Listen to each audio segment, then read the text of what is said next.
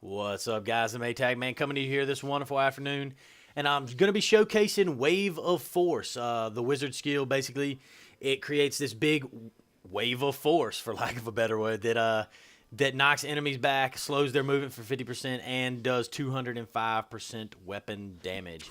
As you can see, pretty basic. It's actually got a very large area of effect, which would make it a really good skill for just clearing out some tight spaces. You'd be able to just cover everything. But let's go ahead and move right on into the runes. First rune we're going to be showing is the Alabaster rune. It increases the distance enemies are knocked back, and it stuns all effective enemies for 5 seconds. Most of these rune effects you're going to see for this one are not that different from the original. As you can see, there's a little bit of color change and stuff like that.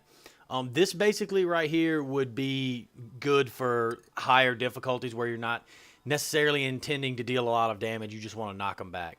The Crimson Runestone is going to be the next one we're going to look at. This is your damage dealer. It increases to 297% damage for your Wave of Force, which is a decent amount of damage. And in the lower difficulties, if you're trying to do some item runs and things like that, that would be a really good clear out. As you can tell, though, the cooldown on this is rather significant. You can't just spam this over and over and over. This right here is basically the Obsidian Runestone, and it will randomly give the enemies that are inside the Wave of Force, they randomly teleport. I don't know how useful this would be. It's a cool effect. As you can see, it's like a purplish pink wave.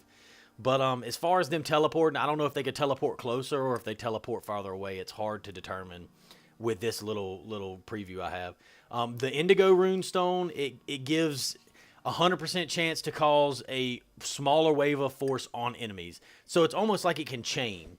Like you'll drop it and then it'll do smaller wave of forces on every enemy it hits for 102% weapon damage, which is still not that bad.